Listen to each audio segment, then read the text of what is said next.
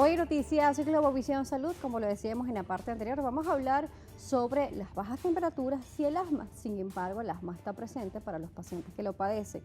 Por eso hoy nos acompaña la doctora Dolores Moreno, quien es neumonólogo, para hablar sobre este tema. Un gusto recibirla, bienvenida.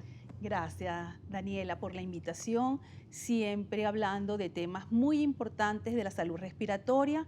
Es asma, una enfermedad obstructiva pulmonar que por definición es reversible. Esa obstrucción de la vía aérea revierte, bien sea espontáneamente o con el uso de medicamentos inhalados. Justamente le iba a preguntar sobre el asma y sabemos que el asma incluso se puede presentar en la niñez, pero que a veces vemos niños que luego ya no presentan asma en su adolescencia o en su etapa adulta. ¿Esto es posible si es asma o se confunde? Es cierto que en la niñez se puede hacer el diagnóstico de asma. Sin embargo, hay niños que al llegar a la etapa de la adolescencia, el asma disminuye el número de crisis y casi se vuelve inexistente en muchos casos y puede revertir completamente. Sin embargo, hay un grupo de estos niños que llega a ser asmático el resto de la vida. Y esa condición de ser asmático es una condición que se va a tener siempre. Y es bueno referirla a la hora de que se le pregunte por antecedentes médicos, de una intervención quirúrgica, porque hay que tomar los correctivos pertinentes. Siendo el asma una obstrucción respiratoria, realmente, ¿qué lo desencadena? ¿Hay algún motivo específico? ¿Existe algún factor hereditario? ¿Qué sucede con ella? Asma es una enfermedad que tiene un sustrato genético, venimos con una información genética desde nuestro nacimiento, pero hay factores desencadenantes, como el polvo, los alergenos, el pelito de algunos animales domésticos, mascotas que están en casa, como habíamos dicho anteriormente, el polvo doméstico, situaciones especiales como el ejercicio, los cambios bruscos de temperatura, el frío, pueden desencadenar crisis de asma. Por supuesto, además, en la época de diciembre y en enero, por ejemplo, en la ciudad capital, tienden a bajar las temperaturas. Tenemos algunas madrugadas o mañanas muy frías y noches muy frías. Esto puede hacer que tenga un impacto directo en las personas con asma. Claro, claro que sí, porque hacemos cambios bruscos de temperatura. Tenemos temperaturas que se registran en horas de la madrugada muy cercanas a 15 a 16 grados, pero en horas ya de mediodía tenemos 30 grados. Ya hay una variación de más de 7 grados de temperatura y esto son cambios bruscos de temperatura.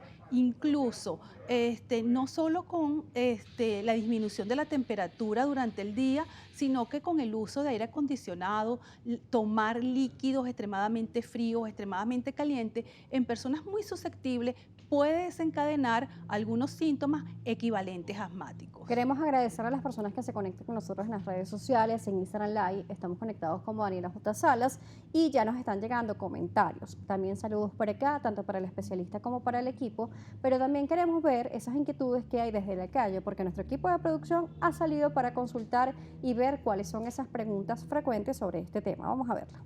Hola, mi nombre es David Gómez y mi pregunta es cómo evitar el asma en tiempos de frío. ¿Se puede evitar? Sí, hay una clave.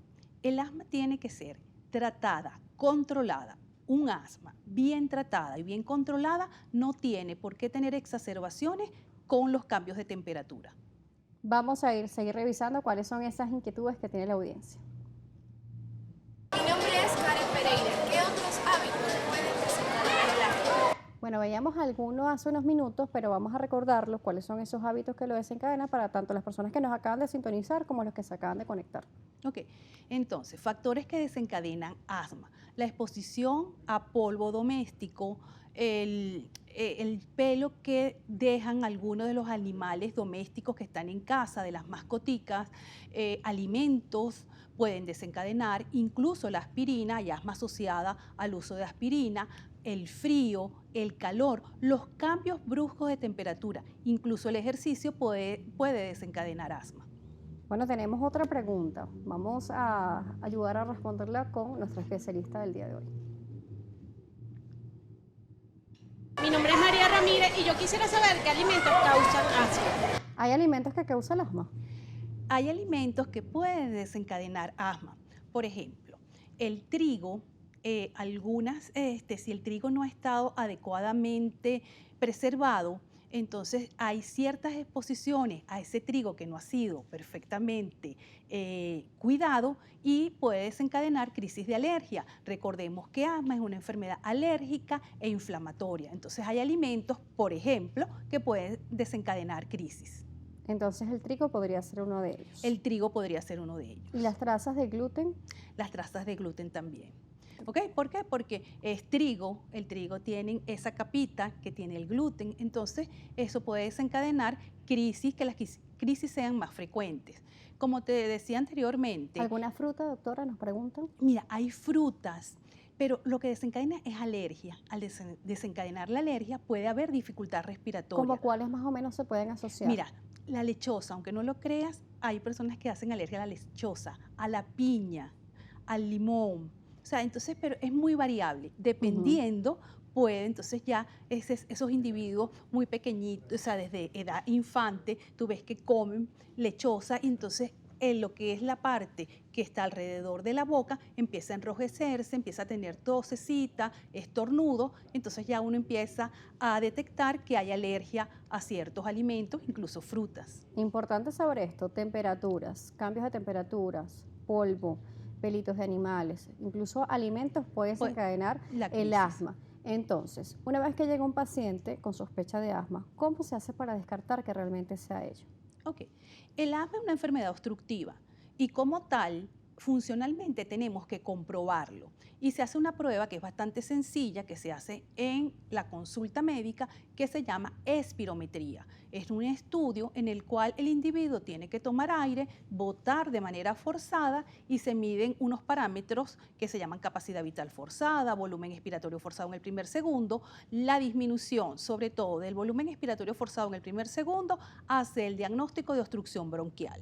Y esa es la prueba de certeza que estamos hablando que hay una enfermedad en la cual hay aumento de la resistencia en la vía aérea para la salida y entrada de aire. Por ejemplo, cuando se hace las placas o rayos X de tórax, se ve también cómo está esta estructura bronquial. Un niño que haya tenido asma en esta etapa y ya haya crecido, está en etapa adulta, ¿queda rastros de que tuvo asma? La radiografía de tórax no es la prueba por excelencia para dar el diagnóstico de asma. Un paciente asmático puede tener y debe de tener una radiografía completamente normal.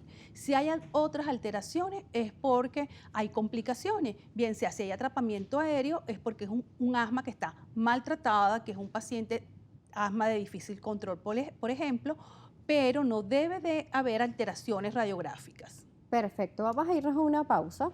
Estamos conversando con la doctora Dolores Moreno, ella es neumonólogo, estamos hablando sobre asma.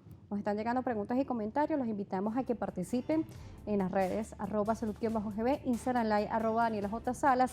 ¿Tienen duda? Por favor, a través de este medio vamos a ayudar para responderlas con nuestra especialista. A la pausa, volvemos.